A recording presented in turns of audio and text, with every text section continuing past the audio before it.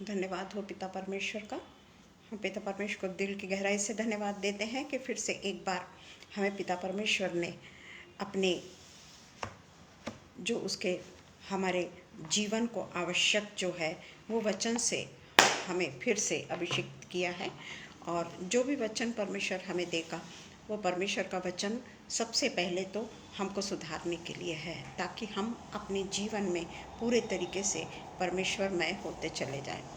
आइए हम प्रार्थना करें। धन्यवाद हो पिता, धन्यवाद धन्यवाद धन्यवाद धन्यवाद धन्यवाद देते हैं पिता परमेश्वर जीवन की तमाम आशीषों के लिए। पिता परमेश्वर हम आपको शुक्रिया अदा करते हैं पिता परमेश्वर, जो आज तक आपने हम पर बरसाई है। हम पिता परमेश्वर आपसे प्रार्थना करते हैं पिता परमेश्वर कि हमारा पिता परमेश्वर जो भी कुछ आप जानते हैं कि पिता परमेश्वर हम गलतियों से बचने की कोशिश करते हैं, जिस तरीके से आपके पवित्र वचन में लिखा गया है उसके अनुसार हम चलने की कोशिश करते हैं।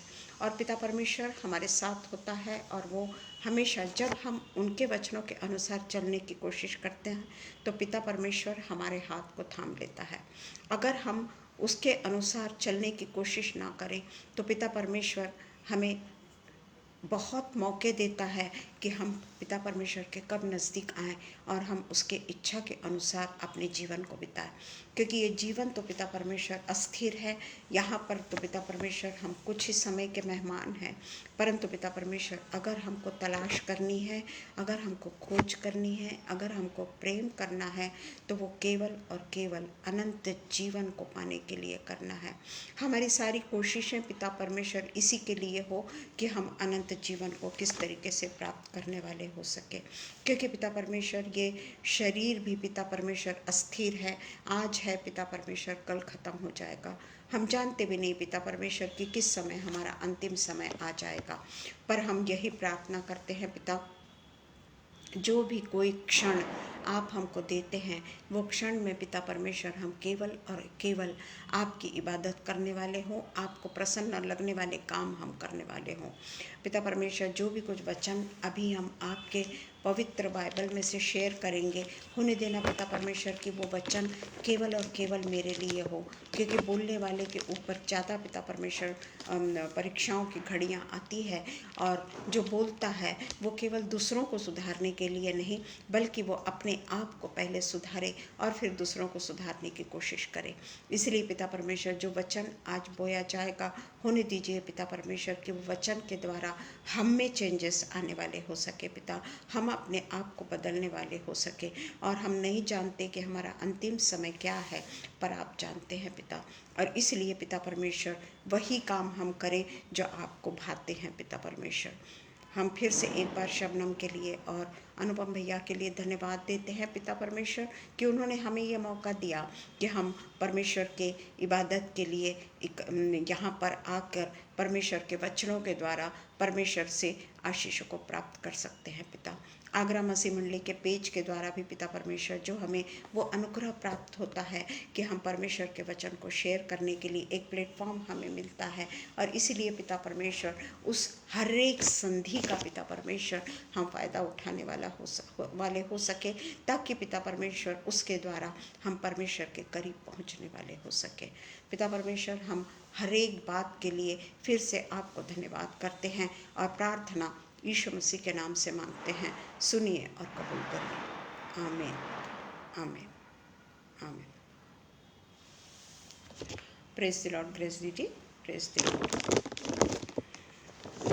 चाहे कोई उपस्थित हो या न हो, ग्रेस दीदी बराबर उपस्थित होती है। परमेश्वर के वचन की भूखी और प्यासी है वो, और इसीलिए परमेश्वर ने हमेशा अच्छे अच्छे वचनों से तृप्त करता है। जब वो वचन हमको व्हाट्सएप पे शेयर करती है, उसी से पता पड़ता है कि वो वचन से कितना प्यार करती है। और इसलिए वो हमेशा अलग अलग मैसेजेस परमेश्वर के जो भी कोई वचन हैं वो व्हाट्सएप में शेयर करती है। उसके लिए हम पिता परमेश्वर का धन्यवाद करते हैं कि एक ऐसी दीदी हमको दी कि परमेश्वर के वचनों को हमको भी वो पढ़ने के लिए और हमें भी उससे प्रोत्साहित करती है।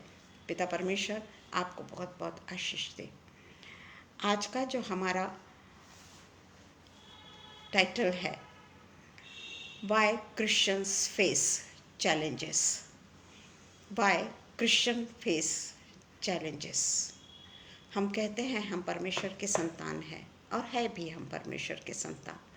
हम परमेश्वर के चुने हुए लोग हैं, और परमेश्वर ने हमसे वादा किया है कि ये सांसारिक जीवन पूरा होने के बाद में वो हमें अपने देश में लेकर जाएगा। और इसलिए वो स्वर्गीय देश में जाने के लिए जब हम यहाँ संसार के जीवन को जीते हैं, हमारे बीच में, हमारे साथ में, हमारे आजू बाजू में सरकमस्टांसेस बोलिए या हमारे, उसमें हमको बहुत सारे चैलेंजेस का सामना करना पड़ता है। कई बार तो ऐसा होता है कि जब हमारी गलती भी नहीं होती, जब हम किसी गलत काम में भी नहीं फंसे होते, या हम किसी गलत चीज़ की कामना भी नहीं करते, तो भी हम बहुत सारे चैलेंजेस में फंसते हैं। और हम जानते हैं, हम परमेश्वर से यही क्वेश्चन करते हैं कि परमेश्वर ऐसा क्यों? हमारे दुख के दिन ज़्यादा और सुख के दिन कम क्यों? हम पिता परमेश्वर से हमेशा क्वेश्चन करते हैं कि ऐसा क्यों? पर पिता परमेश्वर कहता है कि यीशु मसीह कहते हैं कि मैंने ये क्वेश्चन अपने पिता से भी नहीं किया कि मेरे साथ में ऐसा क्यों। तेरी इच्छा के अनुसार मैं इस दुनिया में आया, एक मनुष्य बन के आया, और मनुष्य की सारी कमज़ोरियों को मैंने अपने ऊपर आने नहीं दिया, मैंने उसको ओवरकम किया, और उसके बावजूद भी मुझे क्रूस की मृत्यु सहनी पड़ी। पर हमने देखा कि यीशु मसीह ने कभी भी ये प्रश्न परमेश्वर से नहीं पूछा कि मेरे साथ में ऐसा क्यों, कभी नहीं पूछा। तो वो कहता है कि जब मैंने परमेश्वर के उसमें होने के बावजूद भी जब मनुष्य के रूप में यहाँ आया, तो मैंने अपने पिता से ये क्वेश्चन नहीं किया। तो हम किस तरीके से हमेशा परमेश्वर से ये क्वेश्चन करते हैं कि पिता परमेश्वर हमारे साथ में ऐसा क्यों? क्योंकि जब हम देखते हैं तो हमें ऐसा लगता है कि सारे दुख मेरे ही जीवन में पड़े हुए हैं, क्योंकि हमने दूसरों के जीवन को, दूसरों के दुखों को हमने कभी नहीं देखा होता है। और हर कोई अपने दुख को बताने के लिए रहता भी नहीं है कि अपने दुखों को शेयर करे, या वो अपने नियरेस्ट और डियरेस्ट लोगों से ही शेयर करते हैं। हर किसी के साथ में कोई शेयर नहीं करते हैं। और इसलिए हम देखते हैं कि हमें जब लगता है कि ये सारे दुख के पहाड़ हम पर ही टूट रहे हैं, पर ऐसा नहीं है। जो कोई असली परमेश्वर को मानने वाला है, जो कोई असली परमेश्वर पर विश्वास करके परमेश्वर के पद चिन्हों पर चलता है, उसे अनेक तकलीफ़ों का सामना करना पड़ता है, क्योंकि वो गलत राह को चुनना नहीं चाहता, वो गलत दिशा में नहीं जाना चाहता। और ये दुनिया जो है, वो दुनिया उसको जीने नहीं देती, क्योंकि ये दुनिया में हमेशा हम देखते हैं कि ये दुनिया उन्हीं लोगों को गले लगाते हैं जो उनके अनुसार चलते हैं। पर हम एक ही बात हम जानते हैं कि हमारा जो यीशु मसीह है वो हमारे साथ में है। ना ही वो हमको कभी छोड़ता है और ना ही कभी वो त्यागता है। आती है कटीली राह पे हमको ज़रूर चलना है, परंतु वो कटीली राह पे चलते चलते जब हम परिपक्व हो जाते हैं तो हम वो दुखों को झेलने के लिए पूरे तरीके से तैयार हो जाते हैं। जिस तरीके से यीशु मसीह ने भी इतने बड़े दुख को झेला, और उस समय उसने एक भी शब्द परमेश्वर से नहीं कहा, और ना ही जो उसके ऊपर इल्ज़ाम लगा रहे थे उनसे भी उसने कभी कुछ नहीं कहा कि तुम मेरे साथ में इस तरीके का व्यवहार क्यों कर रहे हो, या मेरी क्या गलती है। ये तक पर यीशु मसीह ने उनसे नहीं पूछा कि मेरी क्या गलती है, तुम मुझे क्रूस पर क्यों कुर्बान कर रहे हो, जबकि मैंने तो कोई गलती नहीं की, या मैंने तुम लोगों के साथ में भी कोई ऐसा काम नहीं किया कि तुम लोग तकलीफ़ में आओ, या तुमको दुख हो, या तुमको मैंने हर्ट भी नहीं किया। ये सब बातें यीशु मसीह ने भी नहीं पूछा। हमारे भी जीवन में हम देखते हैं कि मुख्य जो समस्याएं हैं जो हर मसीह अनुभव करता है, हर मसीह अनुभव करता है जो परमेश्वर के शरण में रहता है और परमेश्वर को सब कुछ समर्पित करता है। ऐसा नहीं कि वो दुनिया को भी समर्पण कर रहा है और परमेश्वर को भी समर्पण कर रहा है। ऐसा व्यक्तिमत्व परमेश्वर के राज्य में प्रवेश नहीं कर सकता ना, क्योंकि वो दोनों चीज़ों को खुश नहीं रख सकता, क्योंकि वो दो नाव पे सवार है। परंतु जो केवल और केवल यीशु मसीह के नाव पर सवार है, उसके लिए ये जो तीन समस्याएं जो हमने देखी है वो है संसार, दूसरा है शरीर और तीसरा है शैतान। ये तीन जो मुख्य समस्याएं हैं ये हर मसीही अनुभव करता है। जब वो परमेश्वर के करीब जाता है, परमेश्वर को अपना सब कुछ मानने के लिए तैयार हो जाता है, उस समय शैतान उसकी हर जगह उसको सताने की कोशिश करता है। जिस तरीके से हमने बाइबल में ऐसे कई कैरेक्टर्स देखे हैं कि जिसको शैतान ने बुरे तरीके से पीड़ित किया या उनको सताया। अय्यूब तो परमेश्वर के कारण ही अय्यूब पर परीक्षाएं पड़ी। उसके बाद में हम देखते हैं यीशु मसीह पे भी परीक्षाएं पड़ी। यीशु मसीह को भी अनेक परीक्षाओं से गुजरना पड़ा। जब यीशु मसीह का जब बपतिस्मा हुआ उस समय की भी परीक्षाएं हम अच्छी तरीके से जानते हैं। दूसरा है, हम संसार को देखते हैं। संसार हमें क्या देता है? संसार हमें कुछ नहीं देता, क्योंकि हम जानते हैं कि ये संसार जो है ये शैतानी शिकंजों में है। यहाँ पे शैतान का अधिकार है और इसलिए वो शैतान जो है वो ये संसार को अपने वशीभूत करके रखा हुआ है। और अगर हम संसार की अभिलाषाओं में पड़ते हैं तो परमेश्वर के साथ में हम रह ही नहीं सकते। परमेश्वर को हम जो बलिदान परमेश्वर चाहता है वो बलिदान हम परमेश्वर को चढ़ा ही नहीं सकते। ये सबसे महत्वपूर्ण बात है कि वो बलिदान हम परमेश्वर को नहीं चढ़ा सकते जो बलिदान हमसे परमेश्वर चाहता है। हम संसार की गतिविधियों में अपने आप को पूरे तरीके से लवलीन करके रख लेते हैं और पापमय जीवन जीते हैं। पैसा एक ऐसी चीज़ है जिसके लिए परमेश्वर ये नहीं कहता कि तुम पैसा मत कमाओ, परंतु परमेश्वर का कहना है जैसा तुमको आवश्यकता हो उसके अनुसार सब कुछ परमेश्वर तुम्हारे जीवन में पूरा करता है।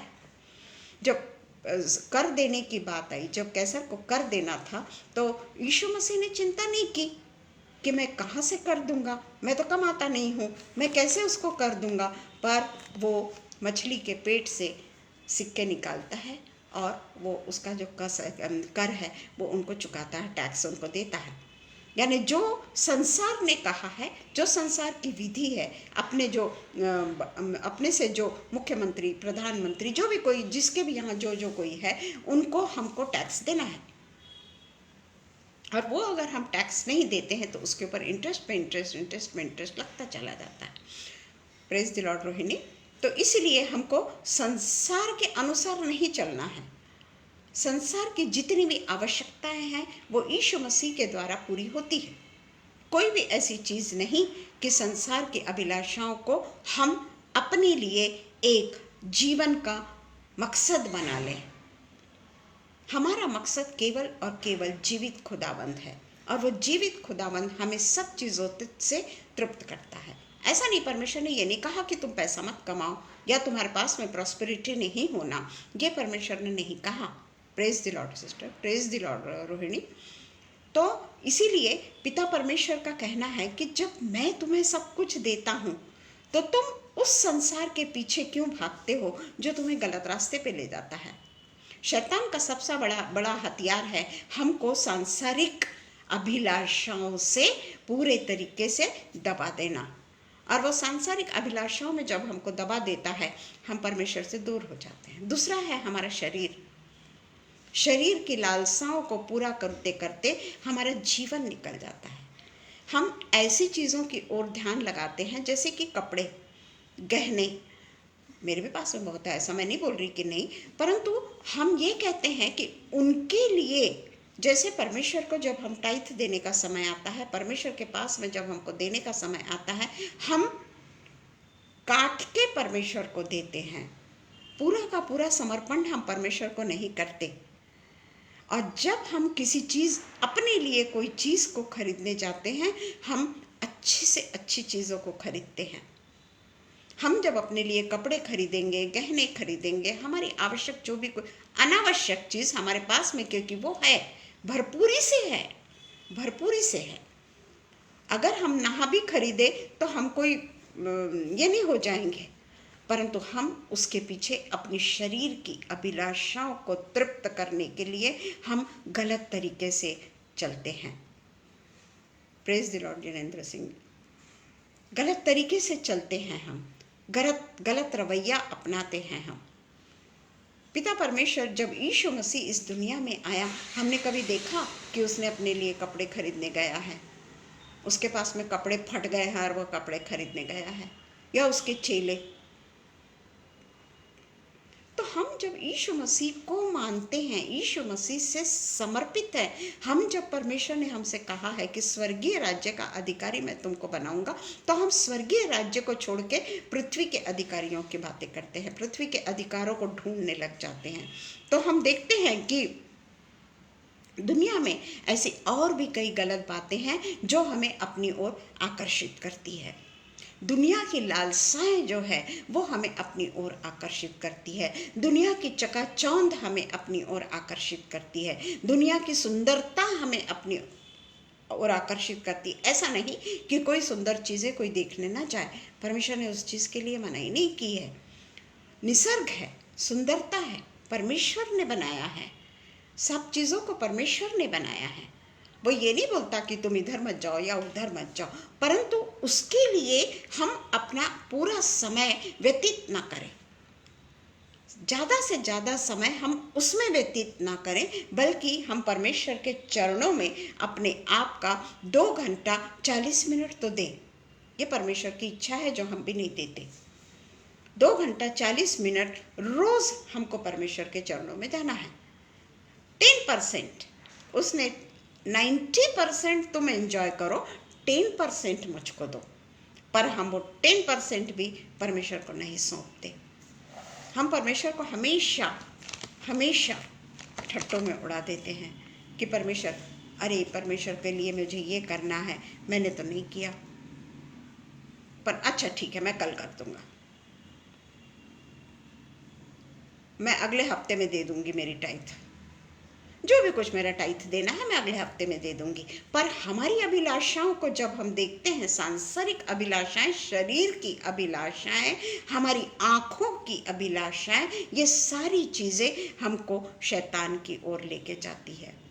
Praise the Lord sister, praise the Lord. संसार की ओर हमें ये चकाचौंध करने वाली चीज़ें हमको परमेश्वर से दूर करती चली जाती है, या लालसा से जब हम घिरते हैं हम परमेश्वर से दूर होते जाते हैं। जिस तरीके से 1 जॉन 2 का 16, 1 जॉन 2 का 16 इसमें लिखा है, 15 से पढ़ेंगे हम, कि संसार से प्रेम ना करो, तुम ना तो संसार से और ना संसार में की वस्तुओं से प्रेम रखो। यदि कोई संसार से प्रेम रखता है तो उसमें पिता का प्रेम नहीं है, क्योंकि जो कुछ संसार में है, अर्थात शरीर की अभिलाषा, आँखों की अभिलाषा और जीविका का घमंड, पिता की ओर से नहीं परंतु संसार ही की ओर से है, जो हम पाते हैं मत्ती 4:4 से 11, मत्ती 4:4-11।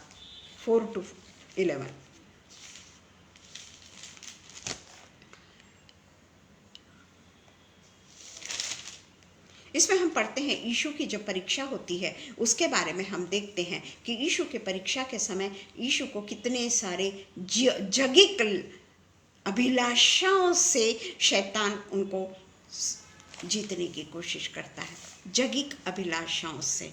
उसमें कहीं भी आपको स्वर्गीय अभिलाषाएं नहीं मिलेगी, और वो 40 दिन का भूखा है। परंतु हम देखते हैं कि ये जो संसार की अभिलाषा, जीविका का घमंड और शरीर की अभिलाषा, ये सारी चीज़ों से शैतान उसको अपने उसका जो उद्देश्य है उससे वो विफल करने की कोशिश करता है। पर हम देखते हैं कि यहाँ यीशु मसीह एक भी संसार की अभिलाषा, जीविका का घमंड, सारी अभिलाषाओं से, आँखों की अभिलाषा, हम देखते हैं आँखों की अभिलाषा भी है उसमें, संसार की अभिलाषा भी है, जीविका का घमंड भी है। हमने बहुत बार पढ़ा है मत्ती 4 ना, उसमें है वो। तो उसके बाद में हम देखते हैं कि 2 तीमुथियुस 2:4, 2 तीमुथियुस 2:4, 2 तीमुथियुस 2:4। जब कोई योद्धा लड़ाई पर जाता है तो इसलिए कि अपने भर्ती करने वाले को प्रसन्न करे, अपने आप को संसार के कामों में नहीं फंसाता। जो मिलिट्री में है, नेवल में है, इसमें अभी जैसे युद्ध चल रहा है तो उनको प्लेन से जितना भी उनके वो है लड़ाई करने वाले हवाई जहाज जो है, उनसे जो भी कोई योद्धा जा रहा है वो अपनी संसार की अभिलाषाओं को पूरा कर रहा है क्या, आँखों की अभिलाषाओं को पूरा कर रहा है क्या, जीविका के घमंड को पूरा कर रहा है क्या? उसका एकमात्र उद्देश्य होता है, जो भी योद्धा है उसका एकमात्र उद्देश्य होता है उसका देश। उसके आंखों के सामने अगर कोई अभिलाषा है तो उसका देश, उसका मालिक, जहां वो रहता है उसके प्रति वो समर्पित होता है। वो भी तो मनुष्य है, वो तो अपने परिवार को छोड़ देता है, परिवार को छोड़ देता है, छोटे छोटे बच्चों को छोड़ देता है और वो अपने देश के लिए समर्पित हो जाता है। उसके पास में ये इसीलिए लिखा है कि योद्धा लड़ाई पर जाता है तो इसलिए कि अपने भर्ती करने वाले को प्रसन्न करे, अपने आप को संसार के कामों में नहीं लगाता। यही हमको भी परमेश्वर, यही ये जो उन्होंने उदाहरण दिया है वो यही है कि हम जो यहाँ पर आए हुए हैं, दुनिया में जो आए हुए हैं, हम इसलिए आए हैं कि हम परमेश्वर की इच्छा को पूरी करें। उसके अलावा हम परमेश्वर के नाम का प्रचार और प्रसार करें। सबसे बड़े अगर हमारा कोई काम है तो जीविका की अभिलाषा, आंखों की अभिलाषा, जीविका का घमंड, ये हमारे को परमेश्वर को खुश नहीं कर सकता। अगर हमको परमेश्वर को खुश करना है तो केवल और केवल हमारा समर्पित जीवन परमेश्वर की ओर हो। हम केवल और केवल परमेश्वर को निहारें। हम कई बार देखते हैं कि जब हमारी शादी होती है, यंग एज में जब हमारी शादी होती है, हो सकता है कि यंग एज में हमारे पति का डेथ हो गई होगी। हम उस समय इतने हो भी सकता है ना, कई लोगों का यंग एज में हो जाता है ना डेथ, या फिर हो सकता है कि कुछ दिन रिटायरमेंट के बाद में चलो अब हम अपने बहुत सारा कमा लिया, बहुत सारा हमने मेहनत कर ली, अब हम थोड़ा वर्ल्ड टूर के लिए जाएंगे। अभिलाषाएं होती है ये, परंतु परमेश्वर उस समय हमारे जीवन साथी को उठा लेता है, या पत्नी को उठा लेता है, या पति को उठा लेता है। तो क्या करें हम, क्या करें हम? फिर से हम संसार की अभिलाषाओं में फंस जाएं, फिर से हम जीविका के घमंड में फंस जाएं, क्योंकि परमेश्वर के पास में जाने के बाद में ना ये सब सोचने का समय ही नहीं होता। कभी हम अकेला नहीं फील करते अपने आप को। मैं मेरा उदाहरण दे रही हूँ इसमें कि मैं कभी नहीं फील करती कि मैं अकेली हूँ। मैं कभी नहीं फील करती कि मेरे पास तो काम ही नहीं है, बल्कि मेरा समय कैसा निकल जाता है, मैं किसी को फ़ोन नहीं कर सकती, मैं किसी से बात नहीं कर सकती, मेरा समय यूं ही निकल जाता है, क्योंकि घर के भी काम रहते हैं ना, फिर उसके बाद बाहर के भी काम रहते हैं, क्योंकि सब कुछ करना तो हम ही को है। पर उसके साथ साथ में हमको परमेश्वर की सेवा भी बहुत ज़रूरी होती है, तब कहीं जाकर हम परमेश्वर को अच्छा प्रतिफल उसको चढ़ा सकते हैं। जिस तरीके से हमने पहला यूहन्ना 2:15 और इसमें पढ़ा पूरा, हमने जो पढ़ा वो हमने अच्छे से देखा कि हमको क्या करना है, किस तरीके से अपने आप को समर्पित करना है। उसी तरीके से याकूब 4:1-4 में भी लिखा है, याकूब का 4:1-4। मेरे पास में रेफरेंसेस काफ़ी होते हैं, उसके कारण मुझे समय हो जाता है। तुम में लड़ाइयाँ और झगड़े कहाँ से आ गए? क्या तुम उन सुख विलासों से नहीं जो तुम्हारे अंगों में लड़ते भिड़ते हैं? तुम लालसा रखते हो और तुम्हें नहीं मिलता, इसलिए कि तुम हत्या करते हो। हत्या करते हो जाके मर्डर कर देना, वही नहीं। तुम डाह करते हो। हत्या करने के प्रकार दिखे हैं यहाँ पे कि तुम डाह करते हो, तुम जलते हो लोगों से, तुम लड़ते हो लोगों से, तुम्हें इसलिए नहीं मिलता कि तुम मांगते ही नहीं। जो हमको संसार की चीज़ें हैं वो तो यूं ही मिल जाती है, गलत तरीके से भी हम कमा सकते हैं, परंतु स्वर्गीय चीज़ें हमें नहीं मिलने वाली, मिलने ही नहीं वाली हमको स्वर्ग। तुम मांगो, परमेश्वर कहता है कि विश्वास से मांग कर तो देखो मैं तुम्हें देता हूँ या नहीं देता हूँ। और इसलिए कहते हैं, इसलिए कि बुरी इच्छा से मांगते हो ताकि तुम अपने भोग विलास में उड़ा दो। हम पैसा मांगते हैं परमेश्वर से, हम बड़े बड़े घर मांगते हैं, हम अपने लिए नैसर्गिक क्या बोलते कपड़े लत्ते, सोना गहना, जो भी कुछ हमारी इच्छाएं हैं वो हम परमेश्वर से मांगते हैं। ये सब चीज़ें तो क्षणिक है, और इसलिए हम जो परमेश्वर से मांगते हैं वो गलत तरीके से मांगते हैं और वो भोग और विलास में उड़ा देते हैं। हे व्यभिचारिणियों, क्या तुम नहीं जानते कि संसार से मित्रता करना परमेश्वर से बैर करना है? अतः जो कोई संसार का मित्र होना चाहता है वह अपने आप को परमेश्वर का बैरी बनाता है। यीशु मसीह भी जब इस दुनिया में आए कह सकते थे कि मैं भी शादी करता हूं, एक मैं बता रही हूं, परंतु वो जानते थे कि मैं किस उद्देश्य से पृथ्वी पर आया हूं, किस उद्देश्य से मैं पृथ्वी पर आया हूं। और वो उद्देश्य उनके सामने जब होता है उन्हें संसार का कभी ध्यान ही नहीं आता, अपने माता पिता का ध्यान नहीं आता, अपने खुद के घर में वो नहीं जाते।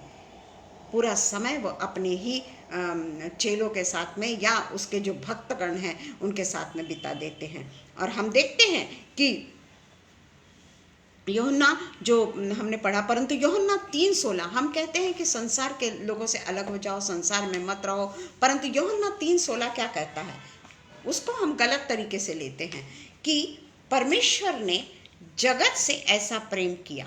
यहाँ पे लिखा है कि परमेश्वर ने जगत से ऐसा प्रेम किया कि उसने अपना इकलौता पुत्र दे दिया कि जो कोई उस पर विश्वास करे वो नाश ना हो परंतु अनंत जीवन पाए।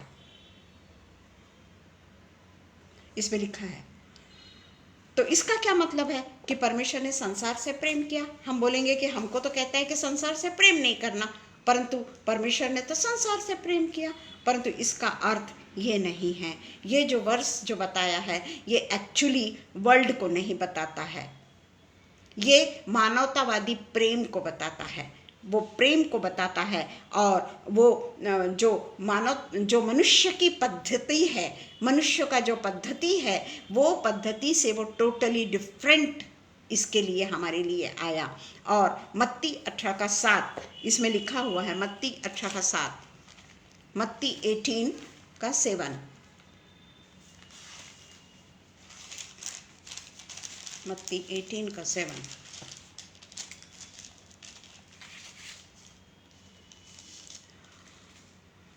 ठोकरों के कारण संसार पर हाय।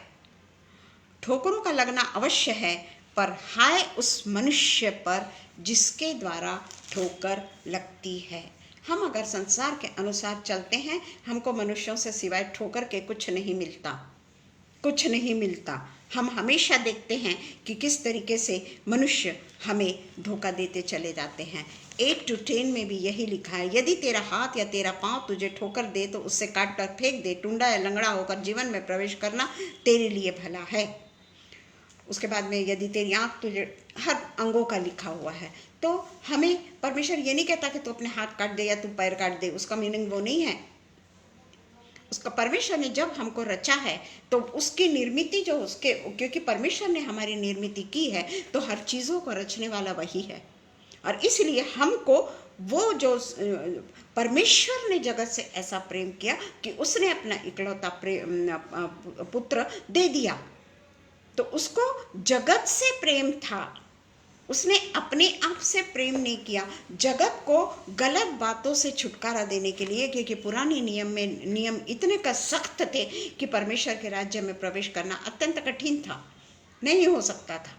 और इसलिए उसने अपने प्रिय पुत्र को इस जगत में भेजा और इस जगत में भेजकर वो जगत की अभिलाषाओं को पूरा करने नहीं आया बल्कि लोगों को सही राह दिखाने आया, जो लोगों ने उसको पसंद नहीं किया कि ये हमको ऐसा मत करो, वैसा मत करो, यूं मत करो, ये बताता है। फरीसी सदुकी उसके हमेशा विरोध में जाते रहे और इसीलिए उसको क्रूस की मृत्यु देनी पड़ी, ताकि हमारे लिए एक ही बार में वो लहू को बहा दिया। अब हमको कोई किसी का बलिदान करने की जरूरत नहीं।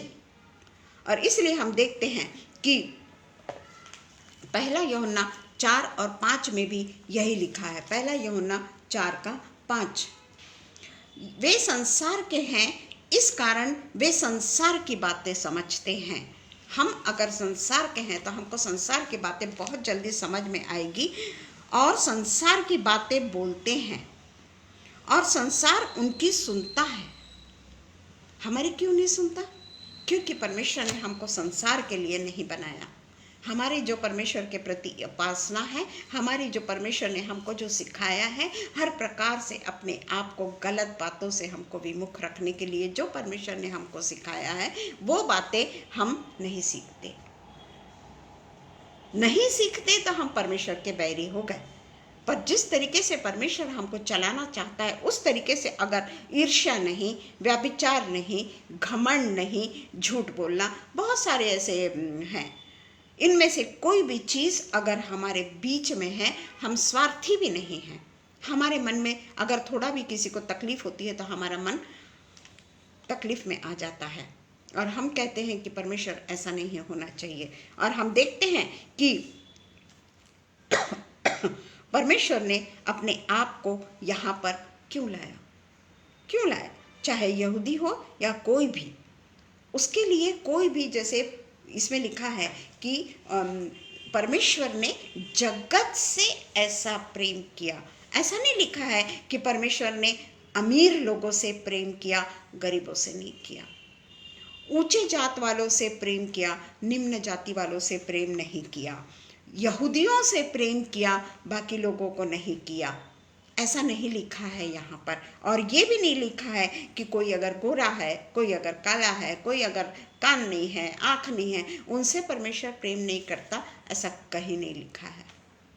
क्योंकि परमेश्वर जो है वो जगत के लिए इस दुनिया में आता है, जगत के लिए इस दुनिया में आता है। और परमेश्वर यही चाहता है कि कोई भी नाश न हो, जितनी भी उसकी रचना है वो कभी भी नाश न हो। ये पिता परमेश्वर की, यीशु मसीह की हमेशा ही इच्छा रही है। जैसे यूहन्ना 4:9 और 10 में लिखते हैं, उस सामरी स्त्री ने, देखिए, जिसके पास में कोई जाने को तैयार नहीं, सामरी लोग निम्न माने जाते थे, उस शहर से लोग जाने को तैयार नहीं थे, परंतु यीशु मसीह ने उसी शहर में जाकर वो सामरी स्त्री का उद्धार किया। तुच्छ लेडी का, उसने तुच्छ लेडी से बातचीत की और उसे कहा कि मुझे पानी पिला। उसको लगा कि ये पानी मांग रहा है, तो वो कहता है कि तू अगर मुझसे, कौन है वो जो तुझसे कहता है कि मुझे पानी पिला?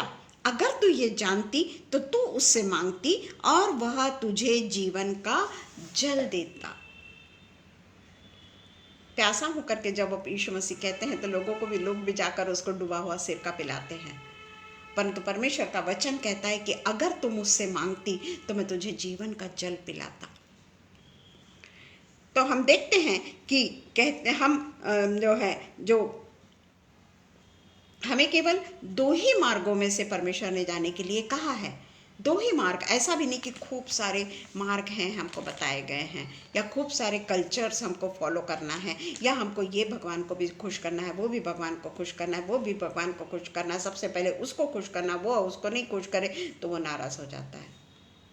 नहीं, हमें परमेश्वर ने ऐसे कभी भी नहीं कहा। केवल 2 ही मार्गों का हमको चुनना है। एक है हमारा जीवन, अनंत जीवन, जो पिता परमेश्वर ने वादा किया है कि मैं तुम्हें अनंत जीवन देने पे हूँ, मैं तुम्हें अनंत जीवन दूंगा, ये परमेश्वर का वादा है। और दूसरा जीवन है संपूर्ण हमारा नाश। इस जीवन में चाहे हम कितनी भी अपने आप को अमीर भी होंगे, हम बहुत सारे जो भी हम चाहते हैं वैसे हम अपने जीवन को जी सकते हैं। कहाँ पर? संसार में। संसार में हम अपने जीवन को जो चाहे हम कर सकते हैं, परंतु मृत्यु के बाद केवल हमारा नाश, और वो भी सर्वनाश। सर्वनाश जिस तरीके से बाइबल में हम पढ़ते हैं अमीर आदमी का और वो लाजर का, सर्वनाश हो जाता है और लाजर को अनंत जीवन मिलता है, वो बताया है परमेश्वर ने। और इसलिए हम देखते हैं कि जो अंत भी होगा वो 2 प्रकार से है। हमारा अंत तो सभी का होगा, जो इस संसार में आया है उसका अंत होगा ही। और अंत होने के बाद में या वो अनंत जीवन को पाएगा या पूरे तरीके से नरक में जाकर उसका पूरा अनंत अनंत पीड़ा में रहेगा, अनंत अग्नि के इसमें जलते रहेगा वो। और इसलिए ये बात के लिए हमको परमेश्वर ने कहा है कि तुझे क्या चाहिए, तुझे क्या चाहिए, मैं तुझ पर सौंपता हूं।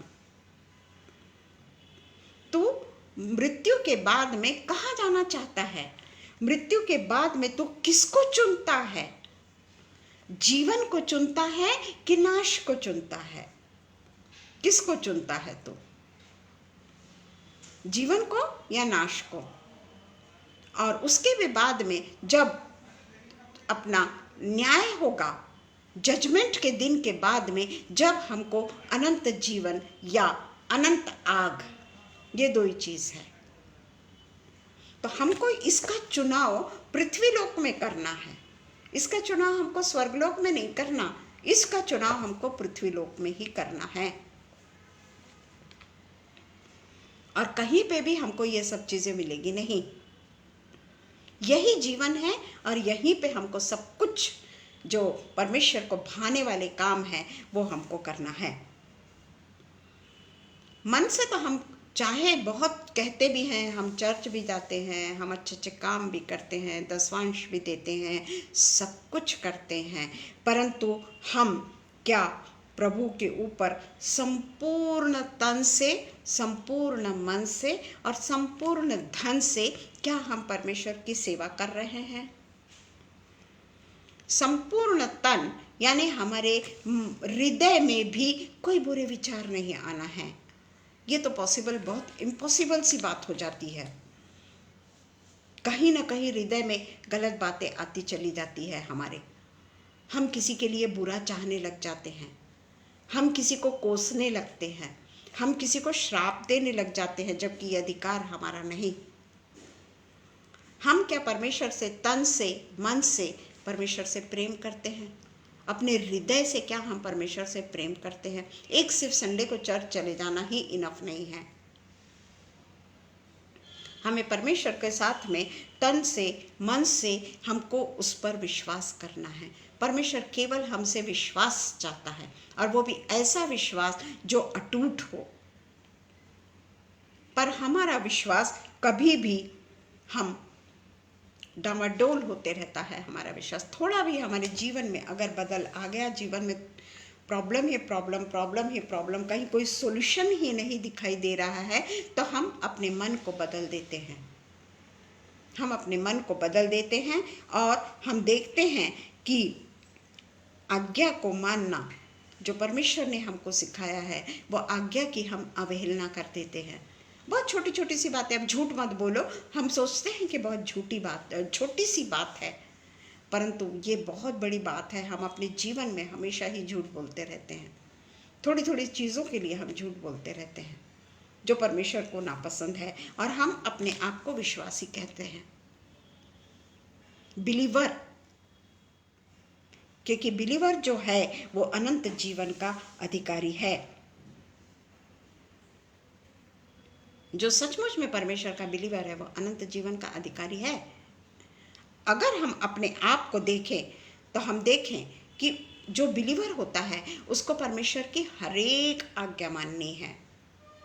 जो कुछ बाइबल में लिखा है वो हरेक आज्ञा को उसको मानना है, कि मैं एक आज्ञा को नहीं मानूंगा, बाकी सारी आज्ञाओं को मानूंगा। तो परमेश्वर, मैं विश्वासी हूँ, घनघोर विश्वासी हूँ, मेरी प्रार्थना में बड़ा असर है। मैं अगर प्रार्थना करता हूँ तो रोगी चंगा हो जाता है, मैं जो मांगता हूँ रोगी वो हो जाता है। परंतु मेरे से एक ही बात नहीं जमती कि मैं लोगों को क्षमा नहीं कर सकती। तो परमेश्वर क्या मुझको अनंत जीवन देगा? विश्वासी हूँ ना मैं, बिलीवर हूँ ना मैं, बिलीवर हूँ मैं, परमेश्वर के वचन को बोल रही हूँ मैं, परमेश्वर के वचन को शेयर कर रही हूँ मैं। तो क्या परमेश्वर मेरे वो उस विश्वास के द्वारा क्या सचमुच में मुझको स्वर्गलोक में ले जाएगा? अनंत जीवन मिल जाएगा मुझे? नहीं, नहीं मिलेगा हमको। जब हम उसकी आज्ञाओं की अवहेलना करते हैं तो हमारा जो विश्वास है ना वो झूठा है। जिस तरीके से याकूब 2 14 से 19, जेम्स 2:14-29। सॉरी, हाँ बहुत बड़ा हो जाएगा, हम 14-19 देखेंगे, 29 तो है नहीं, 14-19। हे मेरे भाइयों, यदि कोई कहे कि मुझे विश्वास है पर वह कर्म न करता हो तो इससे क्या लाभ? क्या ऐसा विश्वास कोई काम का है? यदि कोई भाई बहन को नंगे उधड़े देख ले और प्रतिदिन के भोजन की उसको घटी है और उससे कहे कि तू गर्म रह, उसके पास कपड़े भी नहीं है, तू गर्म रह और तू तृप्त रह, जबकि उसके पास खाने पीने को भी नहीं है, वैसे ही विश्वास यदि कर्म सहित ना हो तो अपने स्वभाव में मरा हुआ है। कर्म यानी वो वाले कर्म की बात नहीं कर रही हूँ मैं, कर्म यानी परमेश्वर ने जो कहा है कि गरीबों की सेवा करना है, हमको जितने भी हमको परमेश्वर ने सेवा करने के वरदान दिए हैं वो सारे के सारे हमको पालना है। वरन कोई कहता है तुझे विश्वास है और मैं कर्म करता हूँ, तू विश्वास कर, मुझे कर्म बिना तो दिखा। विश्वास अपने कर्मों के द्वारा तुझे दिखाऊंगा। तुझे विश्वास है कि एक ही परमेश्वर है, तू अच्छा करता है। दुष्टात्मा भी विश्वास रखते हैं और थरथराते हैं, तो क्या दुष्टात्मा अनंत जीवन को पालेगा? अनंत जीवन को पालेगा क्या वो दुष्टात्मा? वो भी थरथराते हैं परमेश्वर से, वो भी डरते हैं। जब देखते हैं हम कई बार कि यीशु मसीह जब वो झुंड को पूरे के पूरे को झील में डाल देते हैं तब वो विश्वास करते हैं ना वो लोग भी, पर परमेश्वर उनको तो पूरे तरीके से डुबा दिया। परमेश्वर ने वो दुष्ट आत्मा को निकाल दिया, झील में डाल के वो तो मर गए। तो उसी तरीके से मत्ती 7:21-23, मत्ती 7:21-23, ये मेरा लास्ट वो है। जो मुझसे हे प्रभु कहता है उनमें से हर एक स्वर्ग के राज्य में प्रवेश ना करेगा, परंतु वही जो मेरे स्वर्गीय पिता की इच्छा पर चलता है। हे प्रभु हम परमेश्वर के हैं, परमेश्वर तुम हमको माफ़ कर, ऐसा कर वैसा कर, परंतु वो सोचेगा कि मैं स्वर्गीय देश में पहुंच जाऊंगा, तो ये हो नहीं सकता, क्योंकि वो परमेश्वर की मर्जी पर नहीं चलता। उस दिन बहुत से लोग मुझसे कहेंगे हे प्रभु क्या हमने तेरे नाम से भविष्यवाणी नहीं की और तेरे नाम से दुष्टात्माओं को नहीं निकाला और तेरे नाम से बहुत से आश्चर्य कर्म नहीं किए? तब मैं उनसे खुलकर कह दूंगा, विश्वास करने वाले, हाँ, मैंने तुझको कभी नहीं जाना, हे कुकर्म करने वालों मेरे पास से चले जाओ। ये है पिता परमेश्वर का वचन। हम सोचते हैं कि हम ही क्यों सफरर, पर कभी हमने देखा है कि हम पिता परमेश्वर को कितना तकलीफ देते हैं। बोलते तो हैं कि हम विश्वास करते हैं, हमारा फेथ बड़ा मजबूत है, पर क्या सचमुच में हमारा फेथ मजबूत है? ये हमको सोचना है। आइए हम प्रार्थना करें। धन्यवाद धन्यवाद धन्यवाद धन्यवाद धन्यवाद हो पिता परमेश्वर। हम आपके पास आते हैं पिता परमेश्वर, आपसे प्रार्थना करते हैं पिता परमेश्वर कि आपने जिस तरीके से पिता परमेश्वर हमें आज के वचन के द्वारा हमारी मन की आंखों को खोला है, हमारे कानों को खोला है पिता परमेश्वर, जो संसार की बातें सुन सुन कर पिता परमेश्वर बहरे हो गए हैं, संसार को देख देख कर पिता परमेश्वर हमारी आंखों में संसार समा गया है, वो आंखों को पिता परमेश्वर आप अपने वचन के द्वारा हमेशा ही खोलते रहते हैं, परंतु पिता परमेश्वर फिर भी हम संसार की अभिलाषाओं में पड़ जाते हैं और फिर हम परमेश्वर से कहेंगे कि हम तो तेरे लिए ऐसा करते थे, हम तेरे लिए वैसा करते थे। पिता परमेश्वर अपने समय में कहेगा कि मैं तुझे नहीं पहचानता, और इसलिए हमें ये संसार के अनुसार नहीं परंतु परमेश्वर के इच्छा के अनुसार, परमेश्वर जैसा हमसे चाहता है उसके अनुसार हमें करना है। हमें लोभ में, किसी भी बुरी आकांक्षाओं में, पैसों में या जगिक स्टेटस में हमें नहीं जीना। हमें तो केवल और केवल यीशु मसीह को खुश लगने वाले काम करना है। हम आज के दिन के लिए पिता परमेश्वर आपको तहे दिल से धन्यवाद देते हैं कि आज का दिन जो आपने हमारी ज़िंदगी में दिया वो इसीलिए दिया ताकि हम अपने मन की आँखों को खोल सकें, हम अपने मन को चंगा कर सकें, हम अपने हृदय से सारी अशुद्धता को दूर कर सकें और सारे परमेश्वर के हथियारों को पहन के लैस होकर हम उसके अंतिम आगमन की प्रतीक्षा करने वाले हो सके।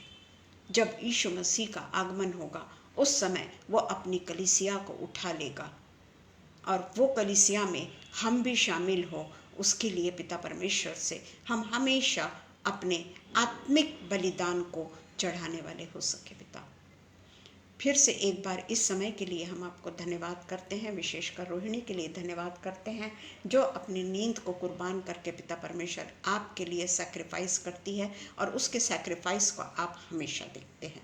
हम आपको बहुत बहुत बहुत धन्यवाद करते हैं पिता परमेश्वर आज के दिन के भी लिए कि आज के दिन जो भी कुछ हमने वचन को पढ़ा है वो केवल पढ़ने वाले नहीं बल्कि उसके अनुसार हम चलने वाले बनने पिता परमेश्वर। और पिता परमेश्वर हम फिर से एक बार शबनम को, अनुपम भैया को दिल के गहराई से धन्यवाद देते हैं और प्रार्थना करते हैं पिता परमेश्वर कि इनका जो पेज में हमें मौका मिला आज के दिन परमेश्वर के वचन देने का और परमेश्वर के वचन जो हमसे बातें कर रहे हैं वो बातों को हम स्वीकार करें, उसका अनुकरण करें।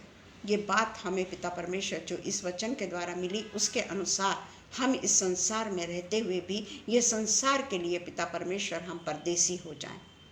हम ना समझे संसार को अपना बल्कि केवल और केवल यीशु मसीह की राह देखने वाले हो सके। फिर से एक बार पिता परमेश्वर सब आशीषों के लिए आपको धन्यवाद देते हैं और ये प्रार्थना हमारे जीवित परमेश्वर के नाम से मांगते हैं। सुनिए और कबूल करिए। आमीन पिता, आमीन। धन्यवाद हो पिता परमेश्वर का। पिता परमेश्वर का धन्यवाद धन्यवाद और धन्यवाद देते हैं। आप परमेश्वर के बहुत बहुत हम आभारी हैं। Praise the Lord everyone.